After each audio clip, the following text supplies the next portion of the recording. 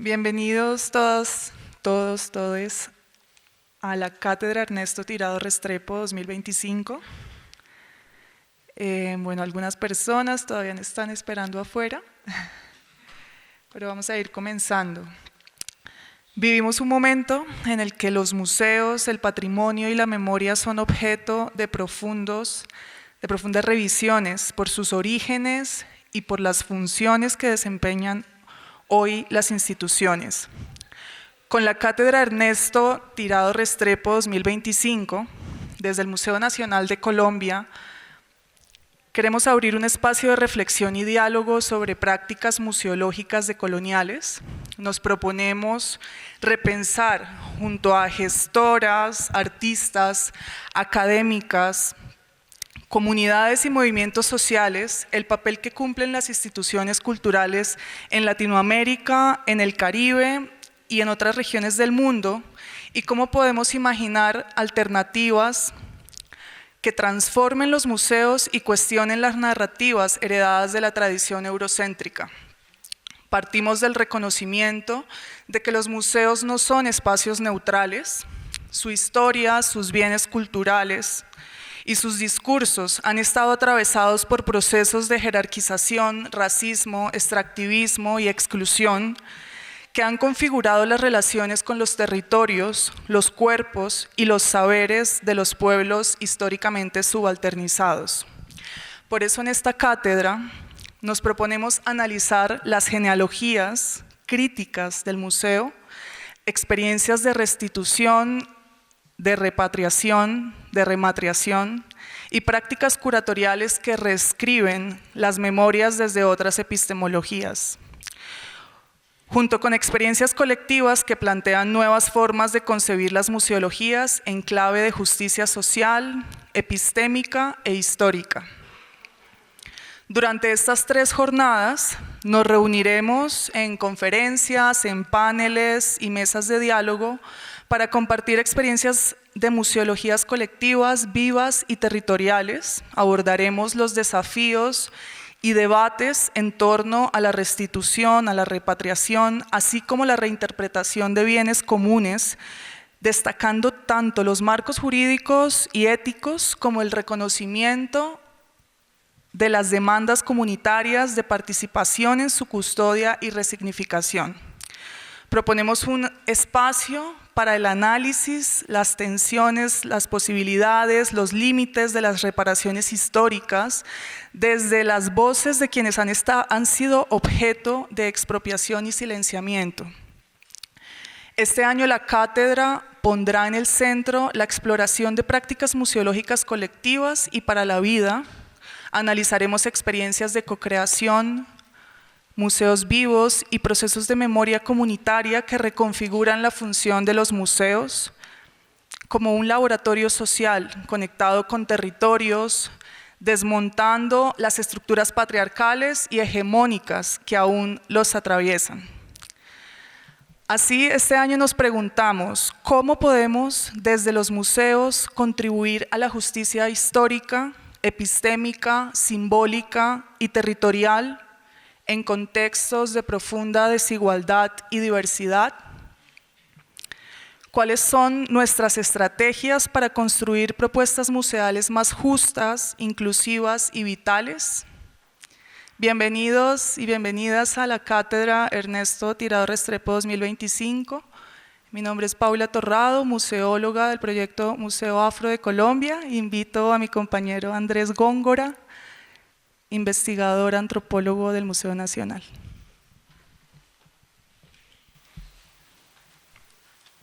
Paula, muchas gracias. Bueno, bienvenidos, bienvenidas. Estamos muy contentos. Este es el espacio académico más importante del Museo Nacional que hacemos todos los años. El año pasado comenzamos a construir una agenda colectiva para esta cátedra que se cuestionaba sobre qué significa hablar de antirracismo en los museos, qué significan las perspectivas críticas contemporáneas en los museos de diferentes escalas.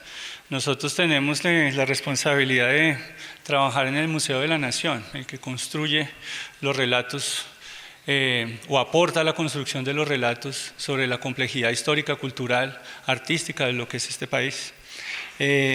Entonces estamos muy contentos por poder tener pues tantas voces que nos van aquí a compartir sus experiencias sobre temas muy claves como qué significa la descolonización de los museos, qué significan las experiencias contemporáneas que estamos viviendo en términos de restitución, repatriación, rematriación de patrimonios en diferentes escalas y también qué está pasando, ¿no?, en muchos museos de América Latina y de otras latitudes que de alguna manera han sido apropiados o intervenidos o resignificados por colectivos que vienen trabajando desde perspectivas críticas y decoloniales.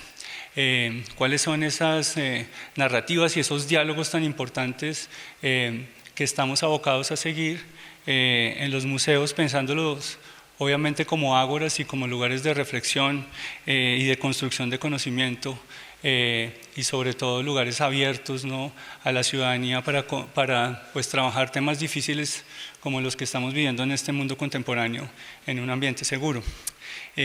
Voy a invitar a la directora encargada, Katia González, del Museo Nacional de Colombia, quien quisiera compartir unas palabras con nosotros para dar la inauguración a esta cátedra de Historia Ernesto Restrepo Tirado. Bueno, buenas tardes, un gusto estar acá. Bienvenidas, bienvenidos y bienvenides a esta 28ª edición de la Cátedra Ernesto Restrepo Tirado, titulada Descolonizar, reinterpretar y reimaginar los museos. Me complace dar inicio a este espacio de reflexión que cuenta con una nómina de invitadas e invitados tan diversa, plural y enriquecedora. Agradezco a los diferentes equipos del Museo Nacional de Colombia, el equipo del Museo Afro de Colombia, la Curaduría de Etnografía, el equipo de Museología, Programación Cultural, que lideraron la curaduría de esta edición. Un saludo muy especial también a Liliana Angulo Cortés, artista plástica multidisciplinar, investigadora, gestora cultural y directora de este museo desde el 2024, cuya obra constituye un poderoso ejercicio de crítica descolonial que busca transformar los imaginarios sobre la identidad afrodescendiente en Colombia. En su trabajo, Liliana ha problematizado temas como las formas de representación del cuerpo femenino afrodescendiente en la cultura contemporánea, la construcción de la categoría de lo negro en el arte y la sociedad colombiana, y el racismo y su vínculo con el colonialismo, la pobreza, la desigualdad y el conflicto armado. Su obra constituye una denuncia y crítica a la mirada colonial heredada. Asimismo, su trabajo con comunidades afrodescendientes es un gran referente para jóvenes artistas que vieron en estas prácticas una forma de activismo artístico, así como una manera de llevar a cabo un trabajo reflexivo y colectivo con las comunidades para hacer patente desde sus propios archivos la larga duración de sus luchas. Ante la ausencia del Estado en los territorios, el testimonio de la resistencia repercutió en los muchos espacios donde el trabajo de Liliana Angulo se dio a conocer fuera y dentro de Colombia. Que sea este un gesto de reconocimiento a su labor y al legado que nos deja con el tema central de esta cátedra, pero también en lo que respecta a la construcción del proyecto de Museo Afro y los pilares de un Museo Nacional de Colombia que desde sus diferentes áreas hoy se propone ser un museo antirracista, reparador, territorial y descolonial. Bajo esta dirección, el Museo Nacional orienta sus planes y acciones con la idea de crear escenarios que promuevan representaciones, narrativas y relatos de diversas historias, prácticas culturales y sociales que den sentido a la nación pluriétnica y multicultural que somos. Con esta cátedra también honramos anualmente el legado de Ernesto Restrepo Tirado, historiador, etnólogo e investigador, que contribuyó significativamente al análisis documental para la investigación histórica colonial y fue considerado uno de los precursores de los estudios prehispánicos del país. Su trabajo, aunque enmarcado en el hispanismo de su época, sentó bases importantes para el desarrollo de la arqueología y la historiografía en Colombia. Su trabajo más notable fue el ensayo etnológico y arqueológico de la provincia de los Quimbayas en el Nuevo Reino de Granada, que dio visibilidad a este grupo indígena y estableció una metodología para contrastar, a la luz de los vestigios materiales, la información reportada por los cronistas durante la colonia. Pero su legado no solo fue académico y disciplinar, sino que también se destaca por su papel institucional y de gestión cultural, puesto que fue miembro fundador de la Academia Colombiana de Historia, donde ocupó en varios periodos la presidencia y la vicepresidencia. Además, dirigió el Museo Nacional de Colombia entre 1910 y 1920, periodo en el que impulsó significativamente sus colecciones y su catalogación, con lo cual dejó una huella fundamental en la historia museológica colombiana. En una época en la que no se hablaba de patrimonio, el estudio de las antigüedades prehispánicas, como se les decía, contribuyó al surgimiento disciplinar de la antropología y la arqueología en Colombia.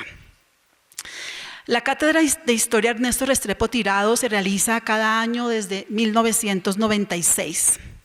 Se creó con la intención de promover un conocimiento de la historia de la nación que conectara las colecciones del Museo Nacional con problemas o preguntas pertinentes para la realidad sociocultural del país. Si bien este propósito inicial fue cambiando a lo largo de las 28 ediciones, se debe destacar el interés que ha tenido en pensar la relación entre el museo, la memoria y la nación, como pasó en 1999, los museos, las comunidades y la reconciliación, como pasó en 2009, los museos, la memoria y la historia, que fue la edición de 2016, temas a partir de los cuales se propuso un vínculo entre la institución museal y los campos de la memoria, la participación y la representación individual y colectiva.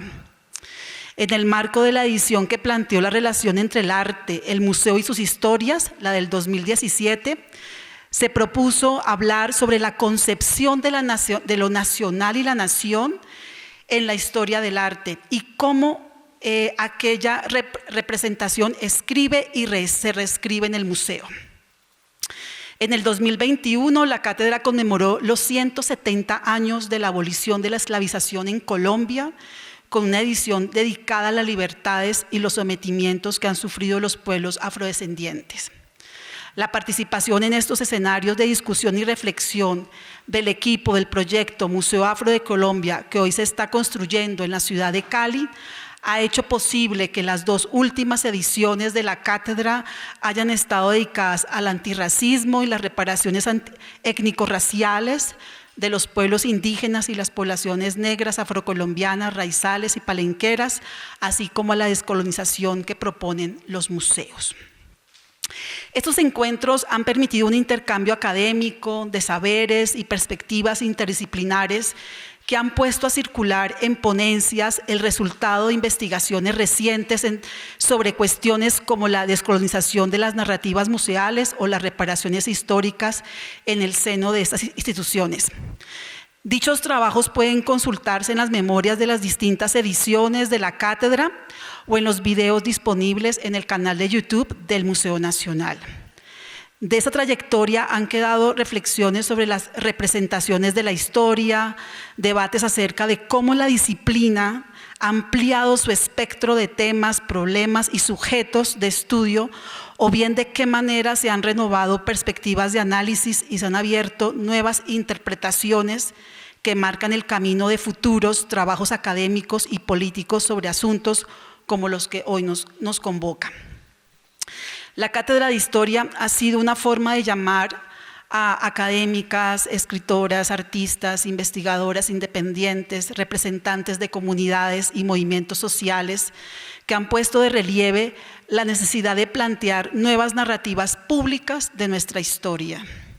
Así pues, podemos afirmar a partir de la reciente historiografía, fuentes y archivos que antes no se tuvieron en cuenta, la cultura visual y material, el audiovisual, los procesos artísticos y las políticas públicas poblacionales, que el museo de hoy no es el mismo de hace 15 años.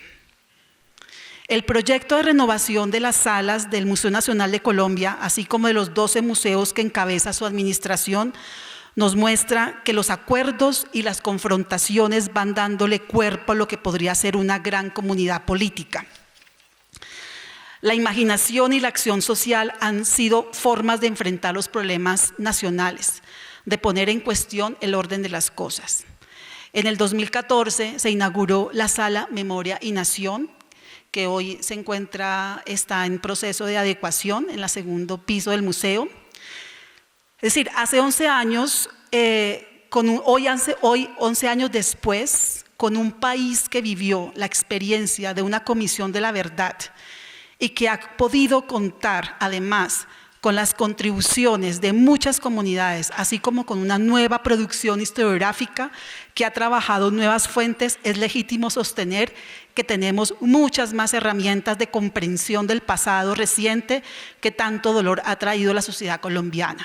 Y sin duda, si hoy hiciéramos nuevamente esa sala Memoria y Nación, el país que tenemos hoy, 11 años después, no haríamos quizás esa misma sala, ¿no? Y eso, sin duda, eso da cuenta de que es un país que está, las varias disciplinas, cómo está ahondando los campos de la memoria. Con estos homenajes y transformaciones de la cátedra y el museo en mente, entremos ahora en materia. ¿Cómo pueden los museos contribuir a la justicia histórica, simbólica y territorial en contextos de profunda desigualdad? ¿Qué estrategias nos permitirían construir propuestas museales más justas, inclusivas y vitales? Estas son algunas de las preguntas que orientarán nuestra 28ª Cátedra Anual de Historia Ernesto Restrepo Tirado. Como bien se sabe, el origen de los museos se sitúa en las épocas de las élites europeas, realeza, aristocracia, iglesia, burguesía. Detentaban el saber, el poder, la riqueza y el prestigio mediante las colecciones que poseían. Buena parte de esos museos europeos fueron producto de una expansión colonial. De esta manera se dio origen a museos etnográficos, naturales y de arte, que a su vez contribuyeron al fomento y fortalecimiento de disciplinas como la etnografía, la botánica y las artes. Sin embargo, estas instituciones también dieron origen a la invisibilización de historias y narrativas de grupos sociales y culturales no occidentales que hoy estamos en la tarea de reconstruir, reconocer y reparar. Este encuentro abordará la problemática de los museos como instituciones históricamente marcadas por lógicas de jerarquización, racismo y exclusión.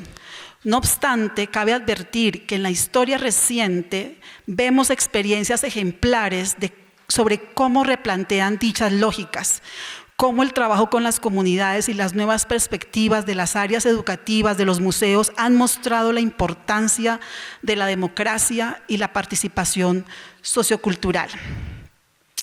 A través de un diálogo intercultural, la cátedra busca descolonizar para analizar críticamente los fundamentos de las colecciones y narrativas dentro de los museos, a partir de una visibilización y reconocimiento de las memorias y los saberes marginados por los relatos coloniales. A su vez, la cátedra se propone reinterpretar para examinar los procesos de restitución, repatriación y rematriación de bienes, destacando el papel fundamental de las comunidades. Y finalmente busca reimaginar para proponer otras formas de museología que exploren prácticas que transformen a los museos en espacios conectados con los territorios de una manera más vital y orgánica. Con miras a ello, la programación ha sido diseñada para generar una conversación plural, integrando las voces de liderazgos comunitarios, agentes de la gestión cultural, la curaduría, las prácticas artísticas, la academia y las instituciones regionales, nacionales e internacionales que vienen a compartir sus reflexiones y experiencias.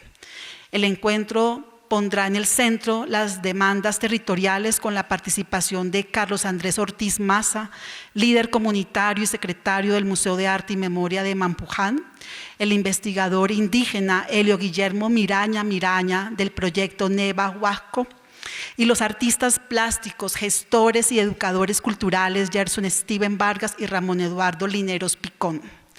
Las instituciones harán sus aportes con las miradas de Diana Marcela García Sierra, del Museo del Oro del Banco de la República, Catalina Ceballos, de la Cancillería de Colombia, y Juan Camilo Palacios, del ICAM, quienes junto con el artista Óscar Aníbal Leone debatirán sobre los desafíos éticos y jurídicos de la restitución.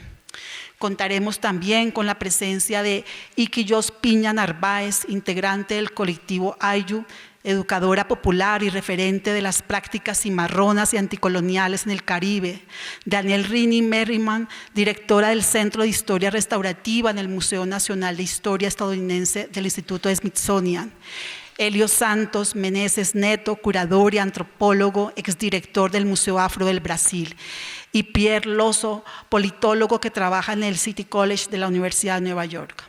Además, tendremos las muestras artísticas y culturales de artistas como Gilbert Martínez Sánchez, como acabamos de tenerla, Mario Orbes y la Filarmónica de Música Colombiana.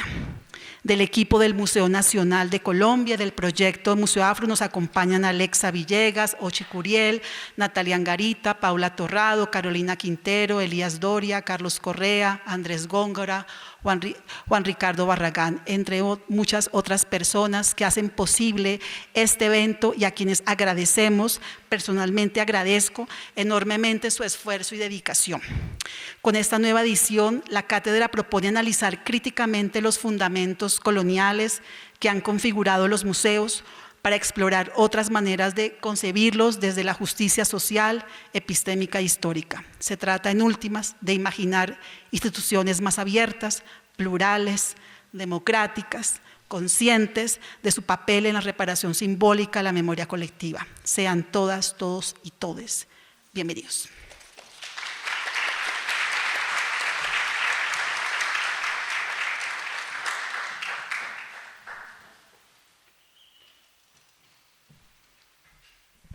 Bueno, y para comenzar con nuestra charla inaugural, damos la bienvenida a Helio Meneses, curador y antropólogo brasileño. Recientemente se desempeñó como director artístico del Museo Afro Brasil Emanuel Araújo en Sao Paulo. Fue co-curador de la versión 35 de la Bienal de Arte de Sao Paulo, Coreografías de lo Imposible, en el 2023. Además de su labor investigativa y curatorial independiente, Helio también ha desarrollado espacios de formación dedicados a la presencia negra en el arte brasileño, entre políticas de representación y espacios de representatividad, artes y artistas afrobrasileños, definiciones en disputa y revisando el concepto de arte afrobrasileño. Actualmente desarrolla una investigación doctoral sobre la producción artística afrobrasileña contemporánea. Bienvenido, Helio.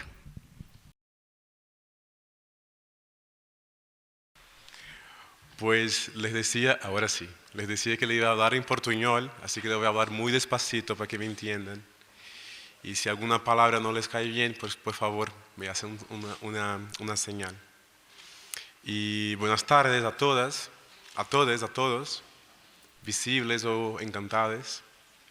Yo agradezco la invitación del Museo Nacional de Colombia para esta charla inaugural de la 28 Cátedra Anual Ernesto Restrepo Tirado.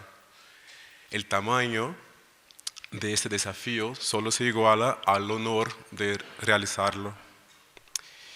Y me gustaría también extender mis agradecimientos a todos los trabajadores del arte y de la cultura que seguramente dan cuerpo a este museo. En 1992, Stuart Hall publicó un influyente artículo titulado ¿Qué es este negro en la cultura negra popular? Hoy, en este martes, ante esta audiencia tan especializada, Yo quisiera retomar este pensamiento del sociólogo jamaiquino, tomando prestado su título para esta clase, así como la idea de que la cultura negra surge de las experiencias de la diáspora, en una articulación entre memoria, resistencia a la violencia colonial y dinámicas de invención y reinvención cultural negra en las Américas. En ese sentido, no nos cuesta repetir la idea de que la identidad negra no es una esencia fija, sino una práctica política. Lo negro, como decía Stuart Hall, es una categoría histórica y políticamente construida. Y si así lo es, quisiera invitarles a reflexionar sobre la pregunta que aquí propongo, ¿no? Al final, ¿qué es este afro en el proyecto del Museo Afro-Brasil? La siguiente, por favor. Vale. Como ustedes saben, Brasil fue el país que más recibió africanos esclavizados o libres en todo el mundo. Los historiadores estiman entre 6 y 10 millones de personas secuestradas y desembarcadas en puertos brasileños. Brasil fue también el último país de las Américas en abolir la esclavitud, solamente en 1888, 2 años después de Cuba. Y bueno, 300 años de esclavitud en un territorio no pasan impunes. A lo largo de siglos de historia en común, la presencia africana echó raíces en todo el territorio brasileño, reinventándose a medida que nos inventaba como nación. Aunque Brasil es un país marcadamente negro en las artes, en la cultura, en la demografía, en el cuerpo, en el alma, Brasil es también uno de los países más racistas del mundo. El encarcelamiento racial en masa, la brutalidad policial cotidiana y el empobrecimiento de la población negra constituyen lo que Abdias Nascimento describió como un verdadero genocidio en curso y planificado. Las brutales acciones ocurridas la semana pasada en Río de Janeiro, en la que más de 120 personas fueron asesinadas por el Estado en un solo día, son prueba lamentable del estado de barbarie racial en el que vivimos. Pero Brasil es también, sin embargo, el país donde la población negra ha alcanzado conquistas extraordinarias, con contribuciones éticas, estéticas, intelectuales e institucionales transformadoras y de gran relevancia. La siguiente, por favor. Yo traigo a nuestra conversación esta pintura de Abdias Nascimento, de los años 70, realizada durante su autoexilio en Estados Unidos. Este lienzo puede servir como una buena puerta de entrada para reflexionar sobre las lacunas y las construcciones narrativas, curatoriales y políticas del Museo Afro en Brasil, así como sobre los procesos de ocultamiento y de hipervisibilidad que de modo simultáneo y contradictorio caracterizan ciertos procesos del arte contemporáneo de autoría negra brasileña, tema que nos convoca esta tarde en este auditorio del Museo de Arte del Museo Nacional de Colombia. Abdias Nascimento fue un artista plástico, poeta, actor, dramaturgo, profesor, escritor y senador de la República. Fue nombre de muchas facetas y ocupaciones. Figura fundamental en la historia de los movimientos negros en Brasil, Abdias fue también uno de los primeros intelectuales negros en articular públicamente en los años 50 el tema del arte afro-brasileño como una herramienta política y artística. Abro comillas, como decía él, el arte negro es precisamente la práctica de la liberación negra, reflexión y acción, acción y reflexión, en todos los niveles e instantes de la existencia humana. En esta tela, con esta pintura, Abdias Nascimento reinventa la bandera brasileña, verticalizando el símbolo patrio y sustituyendo el lema positivista orden y progreso, de origen francés, por la repetición de la palabra o que, que es una salutación a Oxóssi, orixá de la abundancia, de la estrategia y de la diplomacia, dueño de la casa, del silencio y de los bosques, también aquí representado por sus insignias más conocidas, el arco y la flecha, aquí en rojo. Yo me recuerdo cuando vi esta obra por la primera vez, entre 2016 y 2017. En este momento, esta y otras tantas telas de autoría de Abdias Nascimento no eran vistas por el público brasileño hacía décadas y permanecían guardadas en el acervo del Instituto de Pesquisas Afro-Brasileñas, el IPAFRO, una institución basada en Río de Janeiro, creada por Abdias Nascimento también. El público en general y sobre todo el campo artístico no le daba mucha atención. La siguiente. En 2018 yo tuve la oportunidad de incluir esta obra en la curaduría que realicé con otros 4 colegas para la exposición Historias Afroatlánticas, presentada simultáneamente en el Instituto Tomiotaki y en el Museo de Arte, el MASP de São Paulo. Puede pasar como las próximas, algunos 4 o 5, no me acuerdo. Hay unas imágenes de esta exposición. Esta exposición tenía una selección de 450 obras de 214 artistas de diferentes periodos y territorios, desde el siglo XVI hasta 2018. La muestra abordó los flujos y reflujos entre África, las Américas y Europa, trazando paralelos, fricciones y diálogos entre las culturas visuales afroatlánticas, sus vivencias, sus creaciones, religiones, resistencias y filosofías. El Atlántico Negro, en la expresión de Paul Gilroy, fue concebido en esta exposición como una geografía sin fronteras precisas, un campo fluido y denso de circulación de imágenes y de referencias, donde expresiones africanas y afrodiaspóricas ocupan y expanden otros territorios. La exposición no seguía un orden cronológico o geográfico, sino que se dividía en 8 núcleos temáticos que tensionaban temporalidades, territorios y materialidades. Me permitan nombrar aquí una lista de artistas que desde Brasil participaron en esta exposición. Toda vez que hablo de artistas, yo estoy en mi cabeza con la imagen de artistas afrobrasileños o afrodescendientes. Cuando no es el caso, lo voy a nombrarlos, ¿no? Al revés.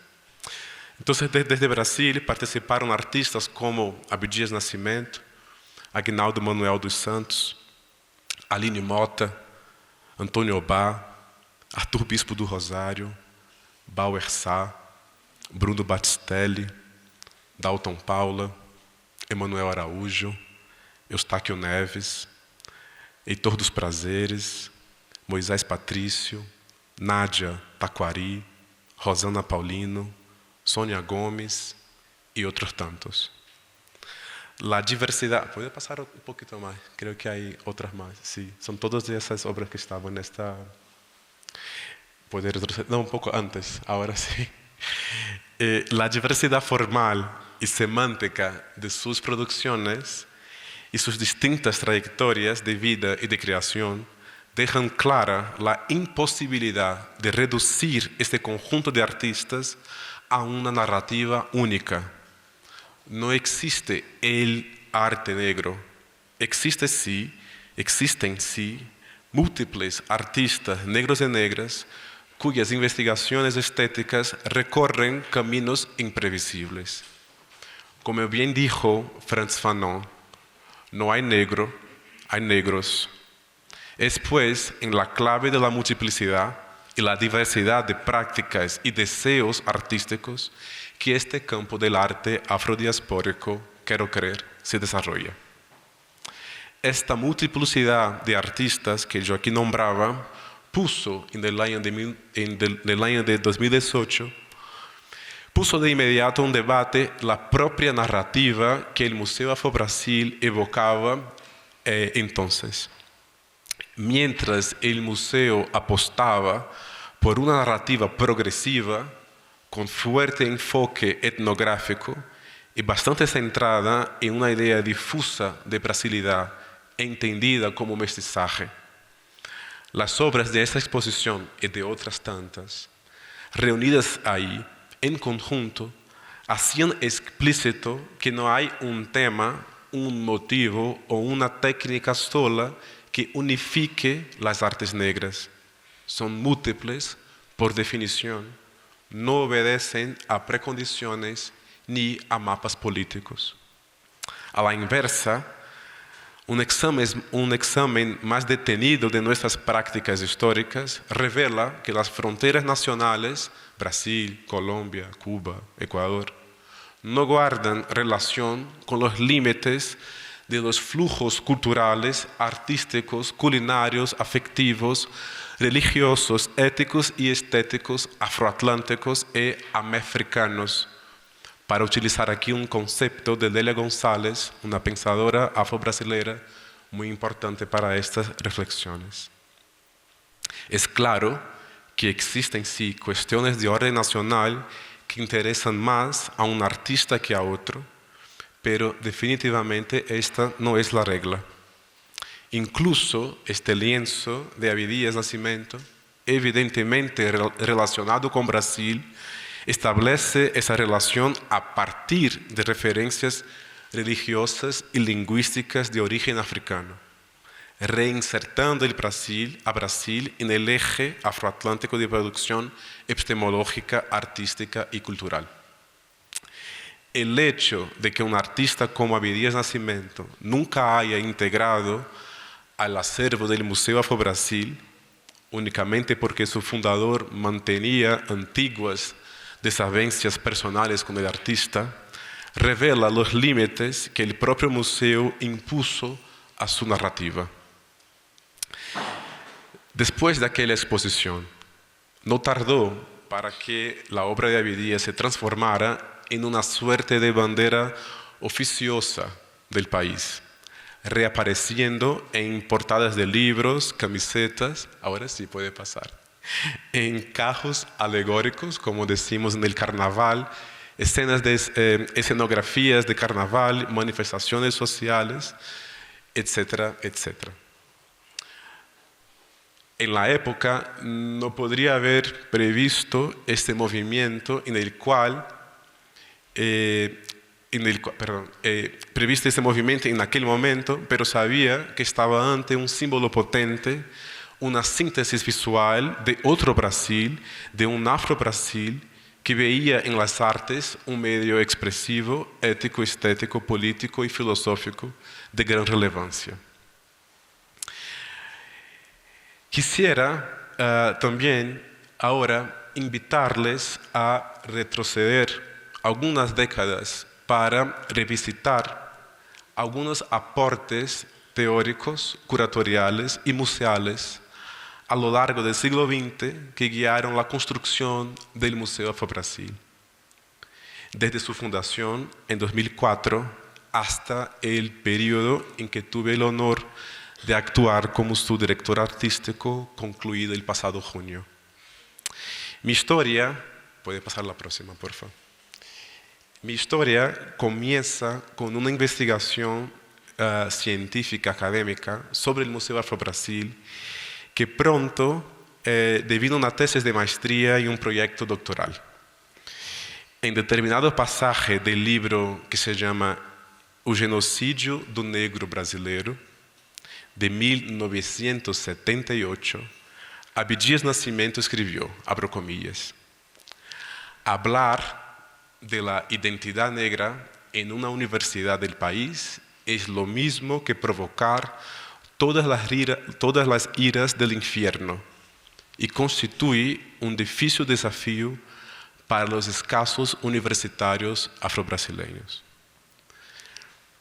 Este desafío se me presentó como un obstáculo cuyo enfrentamiento era tan difícil como inevitable, como hablar en serio de arte en Brasil sin hablar de arte negra.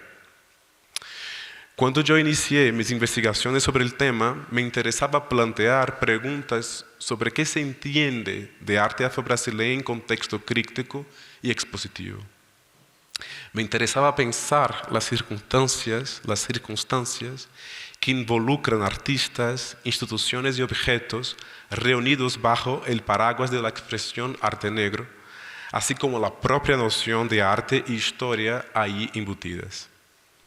Al fin y al cabo, cuando se habla, se hace o se organizan exposiciones y museos en torno a esta idea, ¿de qué se está hablando? ¿De qué se está exhibiendo concretamente? La investigación me reveló que no es evidente definir lo que sea un arte afrobrasileño o afrodiaspórico.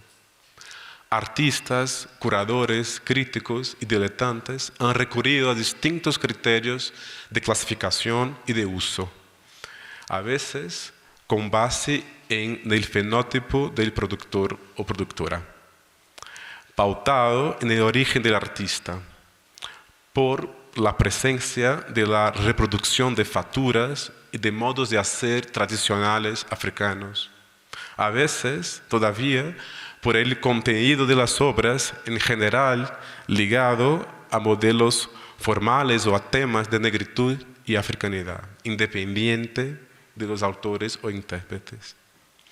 A lo largo de la investigación fue quedando claro que si son muchos los nombres de este arte, también son numerosos los desacuerdos sobre sus sentidos, incluso sus designaciones son diversas.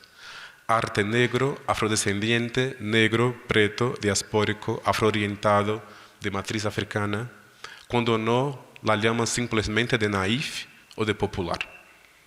Sabemos, sin embargo, que las palabras no son inocentes, cargan historias, traducen interpretaciones y operan como criterios de clasificación y de descarte. El disenso sobre este tema es comprensible y revela los límites sociales y los impases de una adjetivación homónima aplicada a artistas tan heterogéneos, con diferentes intenciones, técnicas, filiaciones, influencias estéticas, además de distancias históricas significativas. Claro está que este es una palabra, es un concepto de orden política. Estas afirmaciones pueden parecer obvias a quien está acostumbrado a la idea moderna de que a todo artista le es dada la libertad de hacer el arte como quiera y sobre lo que quiera. No se espera que artistas europeos versen exclusivamente sobre Europa, ni que las obras de artistas mujeres se refieran únicamente al universo femenino. Bueno, a veces sí.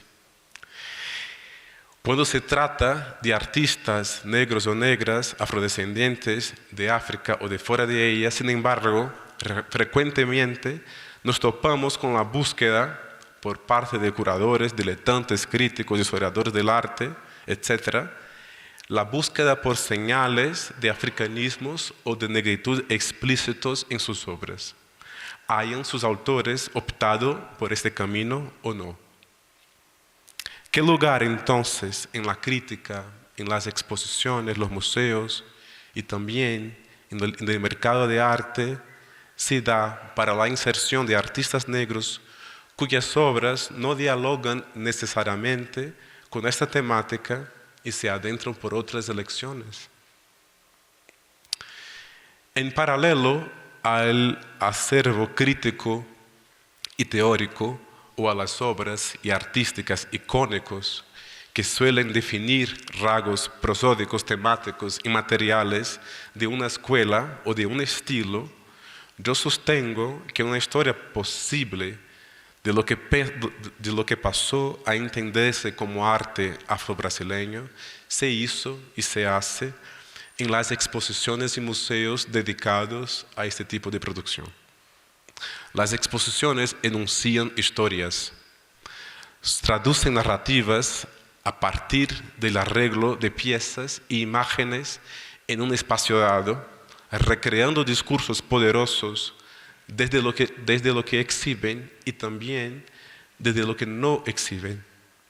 Las exposiciones son así acontecimientos de vida breve, impermanentes, cuyos efectos pueden prolongarse más allá de su realización inmediata.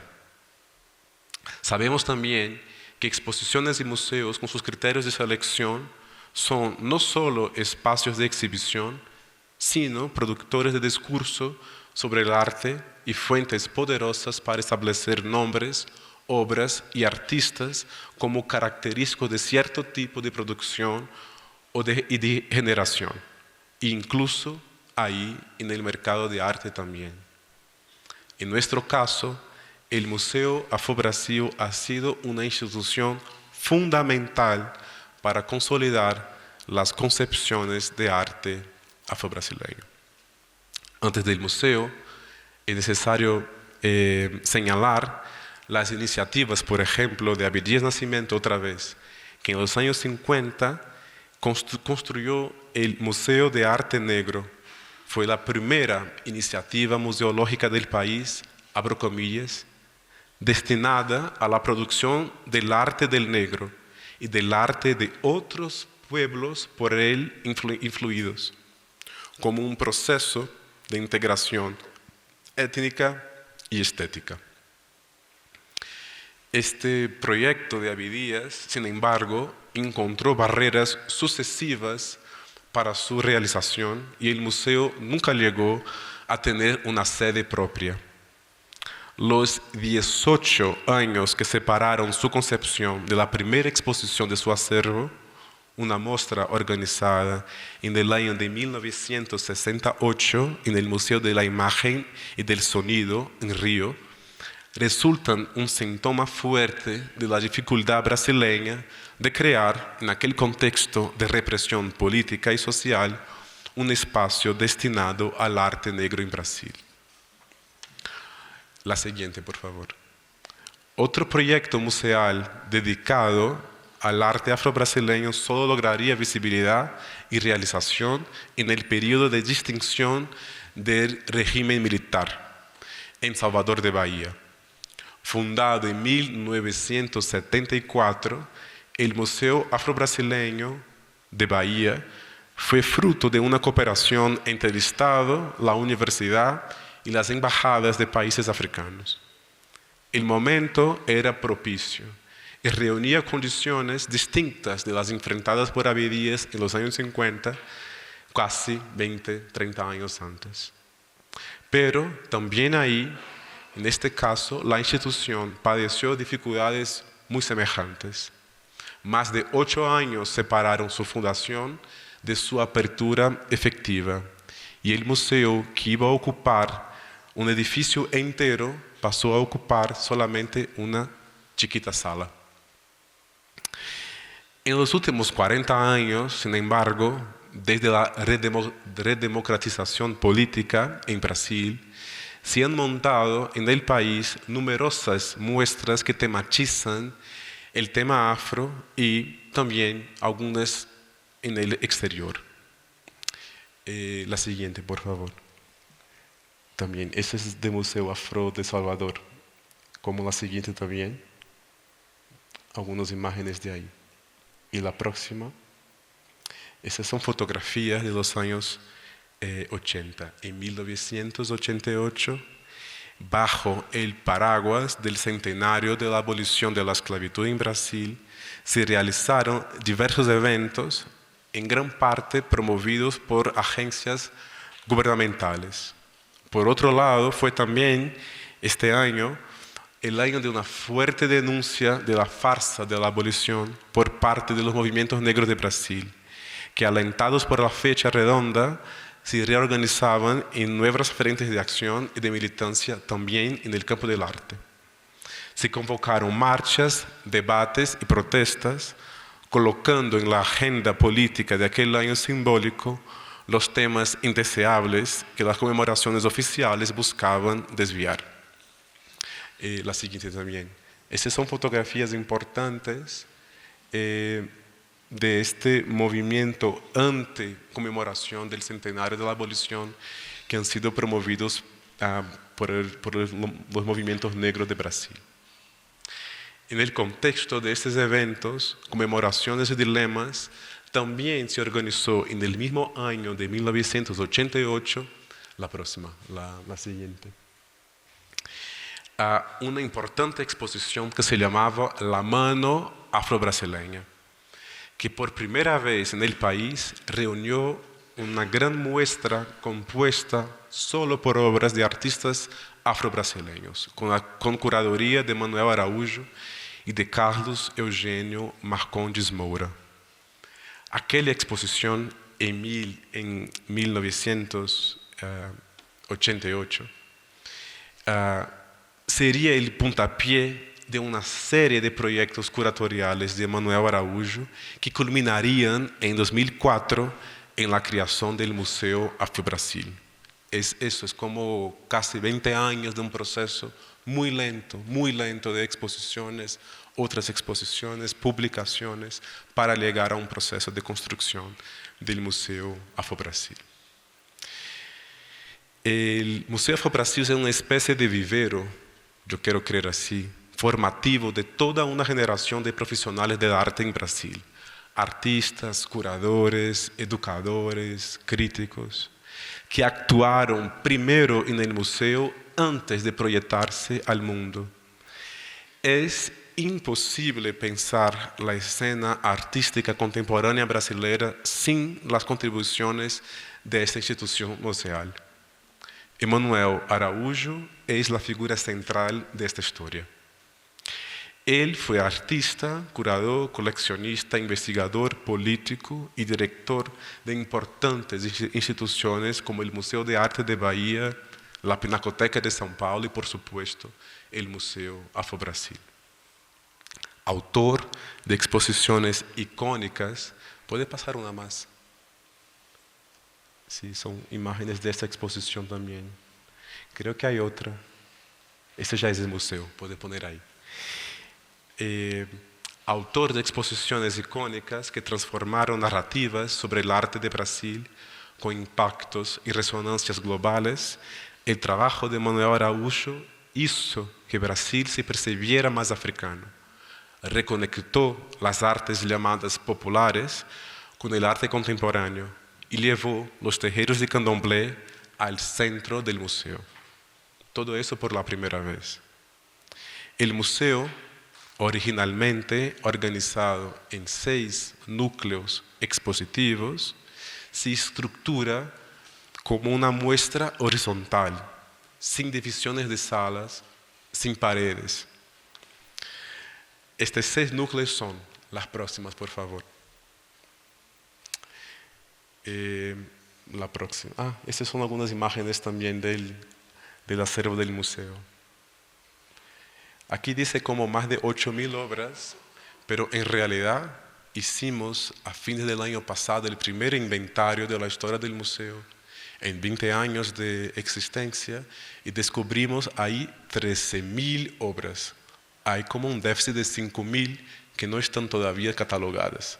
Es el principio de un problema que vamos a llegar. Otros artistas muy importantes, brasileños y no brasileños, pero sobre todo de Benín, de Nigeria, que hacen parte también del acervo del Museo Afro-Brasil. Otros más del siglo XIX y del siglo XX al centro. Entonces la próxima, como yo decía, ¿no? El museo está organizado en 6 núcleos, en 6 ejes conceptuales.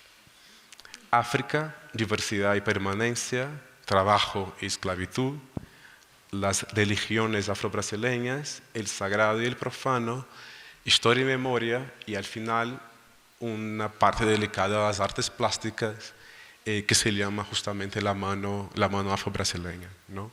Ves cómo esa es la entrada del museo, y cuando uno llega ahí, la primera cosa que ve es un conjunto de orillas que están en el centro del museo. Y ese es un gesto radical, ¿no? Que en el año 2004 en Brasil se hizo por la primera vez. Entonces, los 6 núcleos que yo contaba son la siguiente. África es un núcleo que es muy interesante porque lejos de la historia de saqueos coloniales y de secuestros patrimoniales que formaron colecciones de arte africano en numerosos museos europeos y occidentales, el acervo africano del Museo Afro-Brasil reúne objetos orientados al coleccionismo y al mercado turístico que se desarrollaron en una África posterior a las luchas por la independencia del jugo colonial.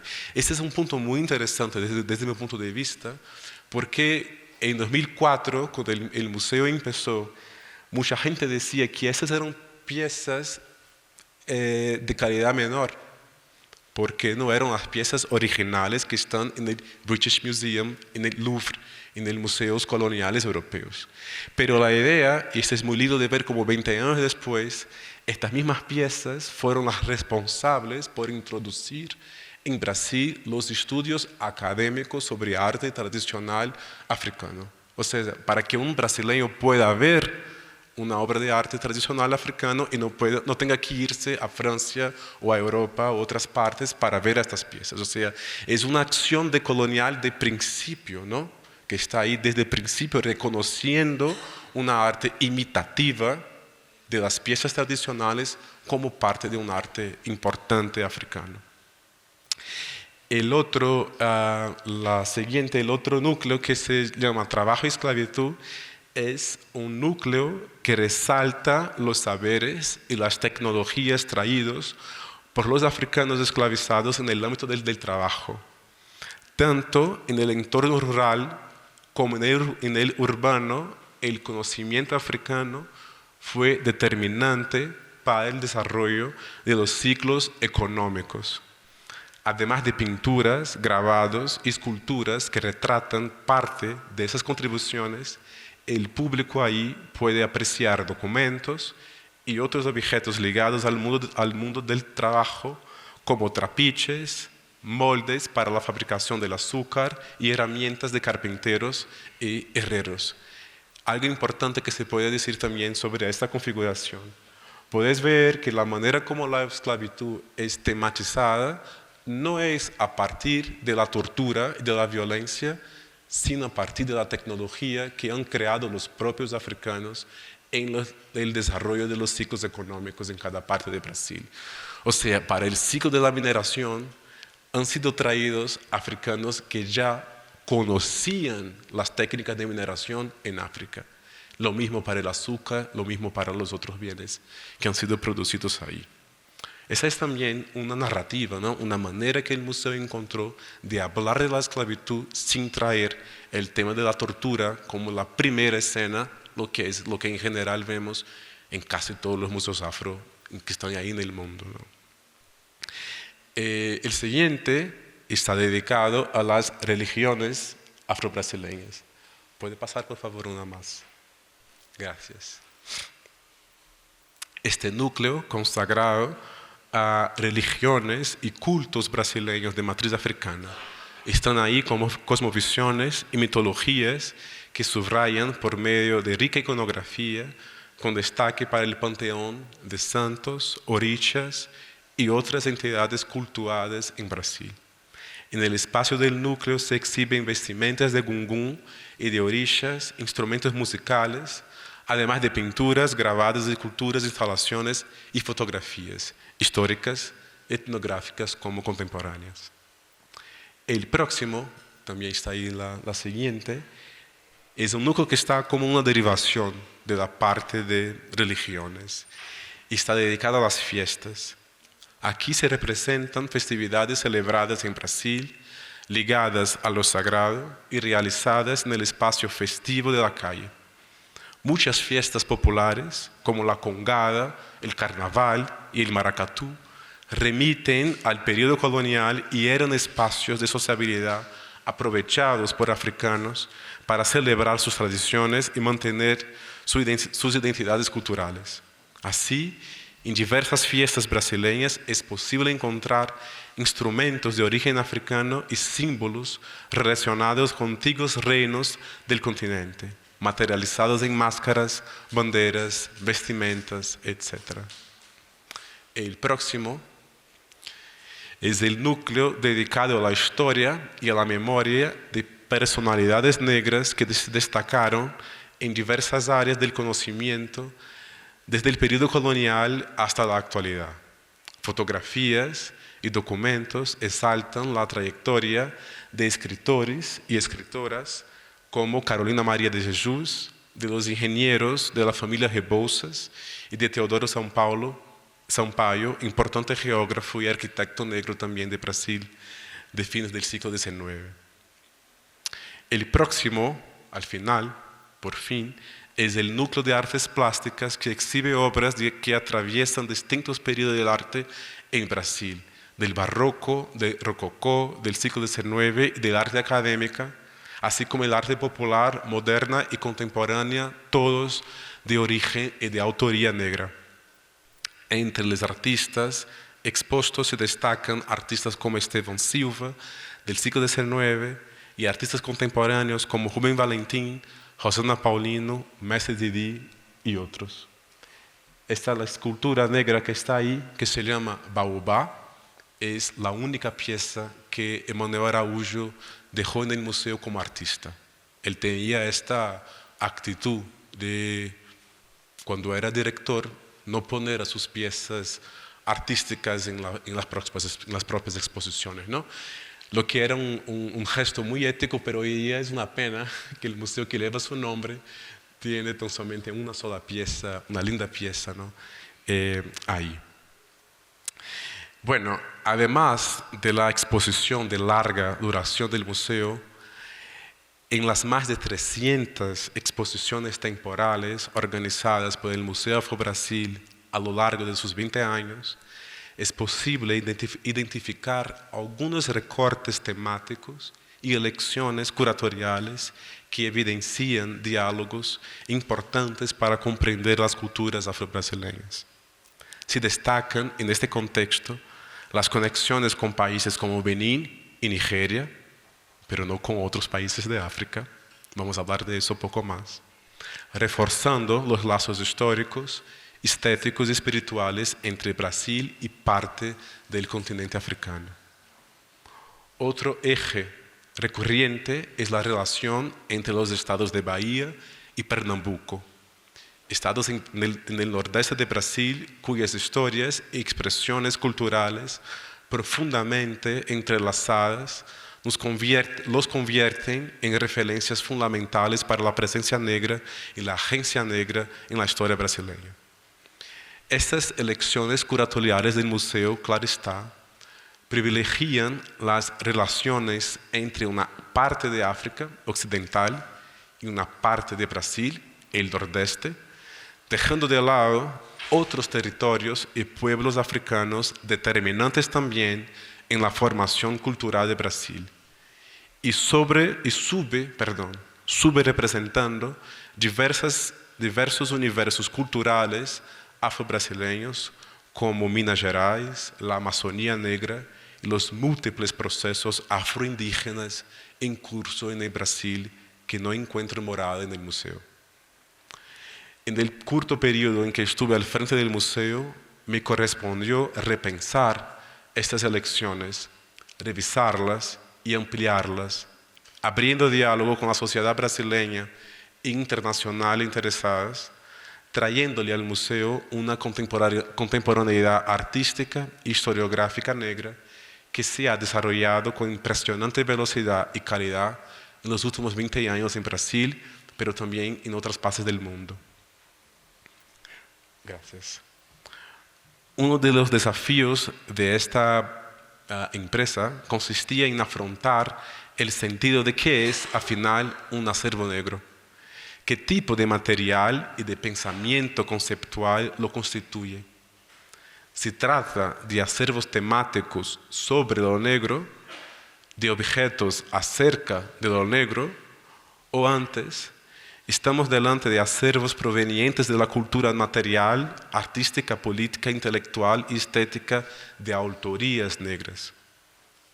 En una formulación más sucinta y rescatando la dicotomía acuñada por el sociólogo Guerreiro Ramos, también en los años 50, le decía él: los acervos afro-brasileños son el negro tema o de negro vida.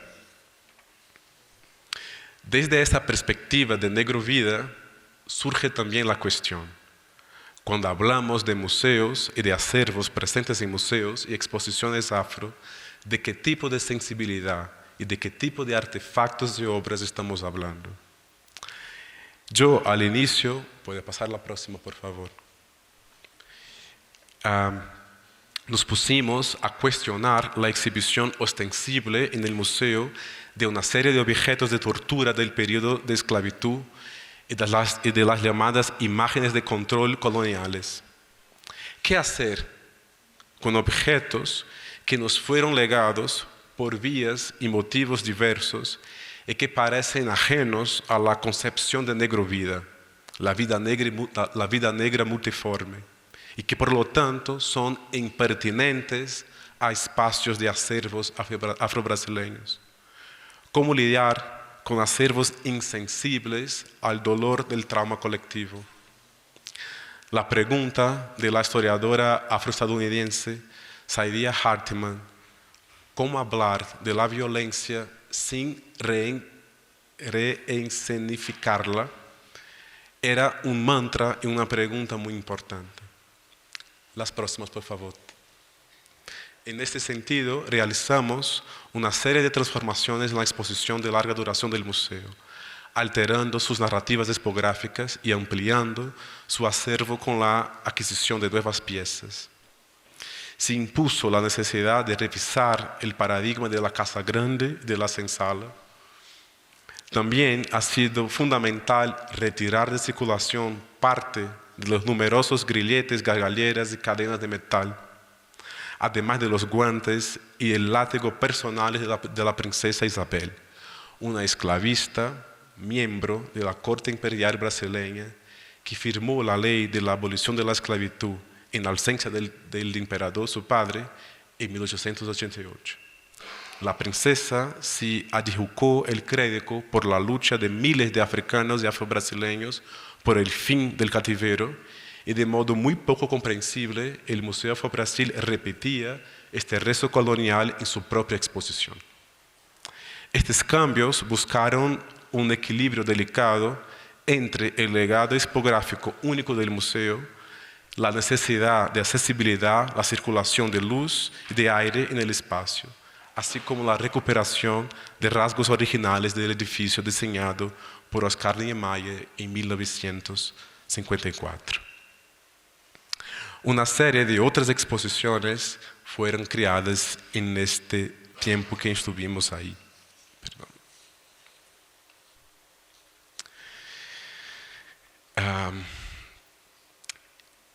Realizamos, como yo decía, varias otras exposiciones en ese periodo, siempre enfocando a artistas negros brasileños y sus conexiones americanas. La programación de 2026 ya estaba definida cuando los vientos políticos cambiaron de rumbo y nuestra gestión fue interrumpida antes del tiempo. Mi salida de la dirección artística del museo, motivada por disputas entre un proyecto de renovación negra y colectiva para el museo y una estructura de gobernanza conservadora mayoritariamente blanca y masculina, generó lamentables desdoblamientos. Tras nuestra salida, los pocos profesionales negros que integraban el Consejo de Administración del museo presentaron su renuncia.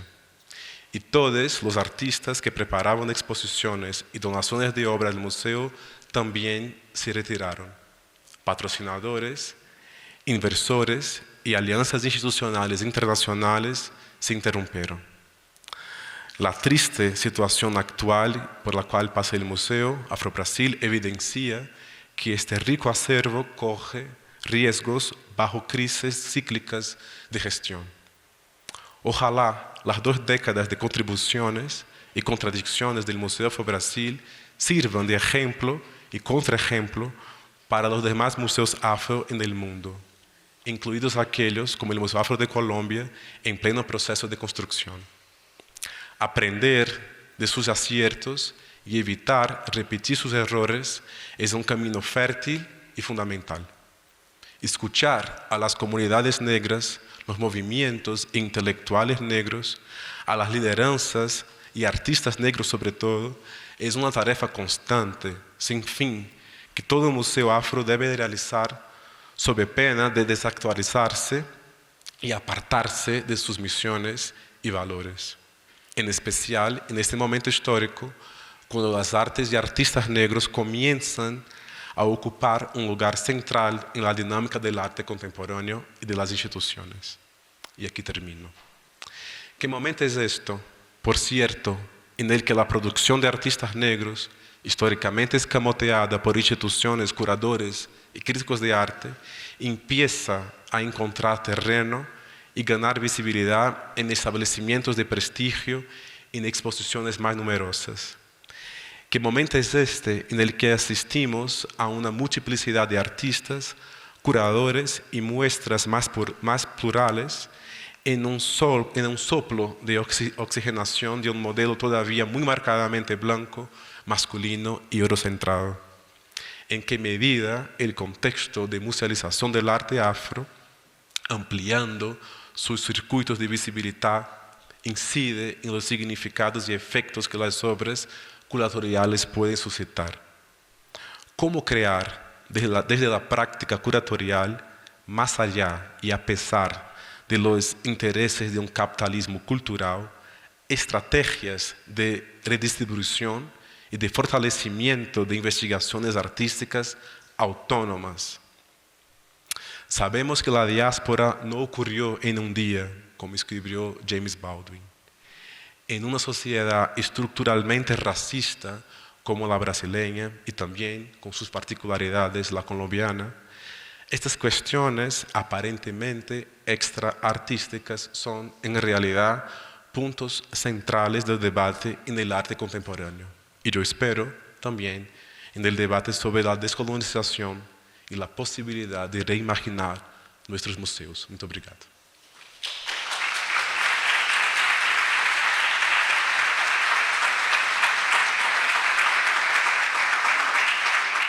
Bueno, creo que ha sido una conferencia increíble, con toda la perspectiva histórica, pero institucional, política, en unos momentos también muy críticos que hemos vivido y telepresenciado, como se presencia ahora la violencia de lo que ha pasado en Brasil en los últimos días, absolutamente pertinente. Muchas gracias. Vamos a abrir para una ronda corta de preguntas porque estamos, digamos, en el tiempo justo. Entonces podemos abrir para 3 preguntas, recogemos para que Helio pueda compartir un ratito con el público. Entonces vamos a abrir, ¿quién quiere alguna pregunta o un comentario muy corto? Gracias, buenas tardes. Elkin Gaviria, artista y gestor cultural.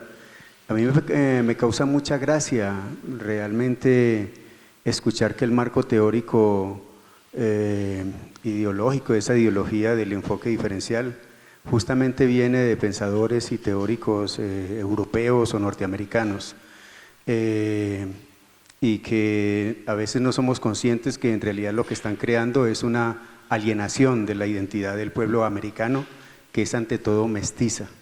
Sobre eso me gustaría preguntarle, cuando decidieron abrir todas esas salas, 14 salas creo que abrieron en un inicio en el museo, ¿no pensaron en la población mulata, en la población mestiza? ¿Los consideran que no tienen nada que ver, que no son hijos de los afros, que no tienen derecho a sentir, ¿cómo es que se dice? que tengan participación en este tipo de establecimientos? Tenía una pregunta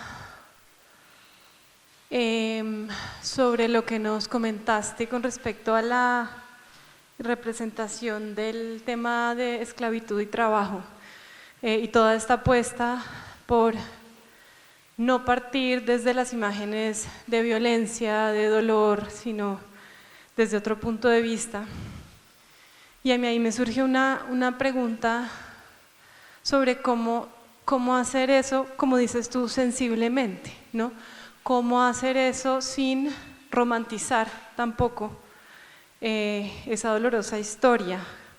Cómo darle efectivamente un lugar a la herida, cómo darle un lugar al duelo, que imagino yo, pues que sé que implica esta historia de la trata transatlántica, para darle un lugar, sí, para hacer ese duelo, para sanar, para, no sé, si eso es una pregunta pertinente en el proceso. ¿Cómo no eliminar la historia del dolor y del duelo, pero de manera sensible, sin que sea como esa narrativa, como renarrarlo, ¿no? Me gustaría preguntarte cómo fue un poco, que nos cuentes un poco cómo fue el trabajo con las comunidades, cómo ampliar un poquito esta referencia también, porque pues acá estamos en la construcción de Museo Afro, nosotros expectantes de lo que se está construyendo aquí adentro del museo, y también en ese sentido el trabajo con la educación, si ha habido, digamos, un poco cómo ha sido ese proceso de combatir el racismo, combatir también pues, el avance, ¿no? Pues cómo opera la blanquitud, como lo vemos en estos espacios museales, y cómo se conversa, cómo ha sido el trabajo con la educación. Bueno, eso, muchas gracias. No sé si no entendí bien, pero cuando hablabas de las piezas de arte africano, estas piezas de arte africano que introdujeron o hicieron posible el estudio del arte africano en Brasil sin necesidad de irse a otro lugar. ¿De dónde provenían estas piezas de arte africano? La pregunta surge porque hay algunos dilemas curatoriales cuando se trata de exponer actualmente piezas de arte africano, por toda la discusión de que si esa exposición de las piezas puede reproducir lógicas colonialistas dentro de las exposiciones. Entonces, por eso quería saber de dónde vienen estas piezas y cuál fue la decisión que finalmente tomaron, el criterio para así exponerlas, tal cual como están. Gracias. Pues muchas gracias por las preguntas, son 4 tesis. Yo voy a intentar comentarlas, ¿no? Y yo voy a empezar con la tercera, con la tuya, sobre el trabajo con las comunidades, porque yo creo que es como está en el corazón de las otras, ¿no? Bueno, la realidad es que el Museo Afro-Brasil, cuando se construyó a lo largo de los primeros 19 años, ha sido un museo un poco aislado de las comunidades negras y ha sido un problema, bueno, terrible, ¿no? Lo que pasa es que existía ahí esta figura muy fuerte, muy importante de Emanuel Araújo, que era un artista, un pensador, un escritor, un político, fue secretario de Cultura del Estado de São Paulo también, que era una persona de espectro político de centro-derechas. Entonces eso creaba una especie de barrera también, ¿no? De frontera entre el museo y las comunidades negras. Cuando yo llegué ahí, este era un escenario un poco difícil, que sigue siendo, pero para mí, para mi equipo, el más importante era cómo llegar a estas comunidades. Más que invitarles a llegar al parque, porque el museo está ubicado en el Parque Ibirapuera, que es como un parque que está en un barrio súper rico. ¿Crees que, por ejemplo, en Brasil, la población negra es 54% de la población oficialmente, ¿no? En este barrio donde está el Museo Afro es 4%, entonces es un barrio blanco. Y una de las acciones es lo que llamamos de el Museo Afro Brasil afuera. Entonces, el equipo de educación, que es la parte fundamental, es el corazón del museo, es la equipo más larga del museo, muchísimo más larga que el equipo de curaduría, de investigación, de comunicación, etc. Entonces, el museo cría reproducciones de obras o se las lleva algunas a las escuelas y a los centros comunitarios en las periferias de São Paulo. Es un proyecto que separamos parte del presupuesto del museo para eso. O sea, no invitamos a la gente que vengan solamente, pero íbamos ahí, ¿no? Y ese es un punto súper importante. Otro punto fundamental ha sido la invitación de curadores, de autoridades religiosas. Yo personalmente soy una persona afro-religiosa, entonces para mí llegar al museo era necesario involucrar a los padres de santo, las madres de santo, los babalorixás, etc., para conocer el museo. Y muchos de ellos, por ejemplo, les doy un ejemplo muy sencillo, pero muy importante, ¿no? En el museo, en el acervo, hay un montón de estatuetas de metal de Exu, Oxóssi, Ochum, orixás de la cultura afrodiaspórica, ¿no? Y parte de ellos se encontraban en la reserva técnica guardados de una manera como si fueran objetos, y son sujetos. Y eso las autoridades religiosas nos enseñaron maneras más éticas, más respetuosas de preservar estas mismas piezas que son sujetos, ¿no? Que son gente. Entonces, los artistas, las autoridades religiosas y los profesores han sido los tres primeros, ¿no? Frentes de proximidad con las comunidades. Y hoy día, el lindo es que 80% del público del museo es un público escolar. Es un público de las escuelas en el cual el museo también paga para que buses traigan a alumnos de escuelas públicas, ¿no? De escuelas públicas de Brasil. Entonces, ese es el trabajo que se estaba ahí haciendo. Yo digo que el equipo de educación es el corazón del museo porque yo quiero llegar al otro tema tuyo que me había preguntado sobre cómo hablar de temas sensibles, cómo hablar de la violencia sin reencenar la violencia, ¿no? Yo creo que también ha sido el equipo de educación la llave intelectual y conceptual de transformación. En 20 años de museo, lo que la equipo de educación dice repetidamente son los momentos de trauma en la exposición del museo, sobre todo para la gente negra, cuando llegaba a esta parte de instrumentos de tortura. Y la pregunta es, ¿cómo se puede pedir a alguien que primero pase por 10, 15 minutos que sean de tortura psicológica, de enseñarles objetos que no han sido creados en territorio africano, no han sido creados en territorios afrodiaspóricos, son instrumentos de tortura del medievo europeo que se trasladaron a América para el periodo colonial?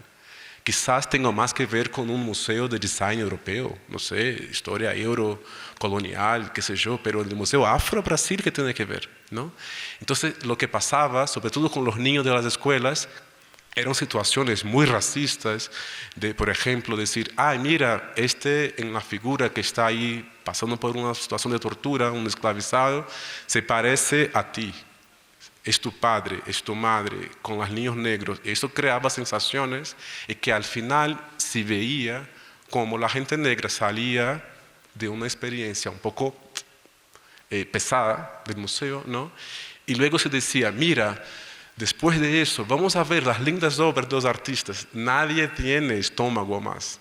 Ya estás tan tomado por la violencia que la posibilidad de sensibilizarse con el arte era muy perjudicada, ¿no? Entonces, ¿qué hicimos en términos de diferentes acciones del museo? Primero, el educativo. Una vez más, la educación como un proceso de mediación importante. Contextualizar, contar la historia. Yo me acuerdo, por ejemplo, cuando hablábamos de los instrumentos de tortura, yo saqué un montón de exhibiciones, están todos en el sitio web, se puede buscar y se puede ver en las reservas técnicas. Y los pocos que se quedaron ahí, siempre las equipos de educación decían, mira, esos son instrumentos de tortura. Y la pregunta es, ¿se creó en toda Latinoamérica una cierta idea de que los africanos estaban casi acomodados a la esclavitud. Y esa es una idea recurrente que está ahí, es un mito racista, ¿no? Y la pregunta es, si era una sociedad de una democracia racial, como se decía en Brasil, ¿por qué se necesitaba ponerse instrumentos de tortura sobre sus cuerpos? O sea, es tomar el mismo objeto, pero darle la vuelta a la manera de mediar su presencia allí en la exposición. Yo todavía no tengo una respuesta final sobre esta pregunta, pero yo creo que plantear cómo hablar de la violencia sin hacerla otra vez activa es uno de los puntos que está presente en algunas de las obras que yo enseñé aquí de artistas contemporáneos, por ejemplo, ¿no? Rosana Paulino, cuando hace este bordado sobre la boca de la fotografía de una pariente suya, nos está ahí lembrando, nos está ahí señalando violencias coloniales, violencias de la esclavitud que se siguen en el tiempo contemporáneo. ¿Por qué reproducir imágenes de tortura real en el siglo XIX-XX si podemos traer una obra contemporánea que versa sobre el mismo tema de una manera más sensible, ¿no? Entonces yo creo que son algunas estrategias curatoriales. Eso tiene también que ver con la primera pregunta, porque de una manera muy, muy, muy sencilla, desde un punto de vista en Brasil, desde los años 70, y este es una tecnología de la inteligencia negra afro-brasileña en los años 70 que comprende el preto y el mestizo, o como decimos en Brasil, el preto y el pardo como una categoría que juntas es la población negra de Brasil y punto. O sea, no hacemos en el museo, no hago yo en ninguna exposición una diferencia entre mestizo, oscuro, preto, lo que sea. Los afrodescendientes somos diversos en color, en textura de cabello, en altura, en todo. Entonces, esta diversidad, incluso de color de piel, no es un debate que, desde mi punto de vista, interesa recuperar una conceptuación racista y colonial de mestizaje. O sea, cuando decimos artistas negros, se puede comprender que hay ahí lo que antes se llamaba de artistas mestizos, y la categoría de negritud, la categoría de afro-brasilidad es una categoría política, ¿no? Que tiene que ver con diferentes colores de piel, incluso de personas mestizas. Así que la gran mayoría, en realidad, de las obras que pasamos por aquí, la gran mayoría de los artistas que yo nombré son artistas que se podría nombrarles de mestizos, que en Brasil, por lo menos de los años 70, les nombramos todos de negros, ¿no? Y bueno, esta es la última pregunta, que es muy difícil, porque yo personalmente todavía no creo que la manera como se exhibe el arte africano en el Museo Afro-Brasil es la mejor. ¿Por qué? Hay sí, eso es verdad, una sistematización muy importante de estudios e investigaciones sobre las piezas que están ahí en la colección. Sabemos cuáles son, de qué pueblos están originalmente ligadas, y hay estudios como muy profundizados que son lindos, ¿no? Que de verdad. Estas piezas fueron compradas en talleres contemporáneos en África. Ese es el punto. Es una manera que todavía existe. Son oficinas, son talleres de cooperación de artistas, algunos de ellos descendientes de hace generaciones de artistas tradicionales, o otros que hacen copias. Sobre todo en Senegal, que es una especie de país que cría panafricano, que cría estas esculturas en madera, sobre todo, ¿no? De todo el África. Entonces, si vas a Senegal, vas a encontrar ahí esculturas contemporáneas que tienen relación con las copias, con facturas de las originales que están en los museos europeos. Y es lo que yo decía, es que 20 años atrás, cuando el museo presentó esta propuesta de decir, mira, no vamos a buscar las piezas africanas tradicionales, ellas deberían estar en África, no en Brasil, no en Francia, no a donde sea. Y si no es posible para un brasileño ir a Francia, a Europa, a donde sea, para ver estas piezas que deberían estar en África, pues vamos a comprar las copias. 20 años atrás era una especie de escándalo. La gente decía, la colección del museo, la colección africana del Museo Afro-Brasil es una colección fake, es una colección de baja calidad, es algo que la gente decía que era, hay una crítica que escribió esto en el periódico que decía que era una colección de arte del aeropuerto. Y es verdad, porque muchas de esas piezas eran compradas en los aeropuertos, ¿ves? Y esa es la idea, pero 20 años después hay un giro decolonial que se pasa es muchísimo mejor que tengamos estas piezas de aeropuerto que disputar piezas originales. O sea, incluso la idea de originalidad, incluso la idea de autoría, que es muy europea y que no se aplica de manera sensible a estas piezas que muchas veces tienen autorías colectivas o compartidas, por lo menos, entre el autor individual y su comunidad de origen, que se hacen en talleres colectivos, etcétera, etcétera. Entonces, ha sido más o menos por ahí el camino que decidimos seguir, ¿no? Bueno, gracias.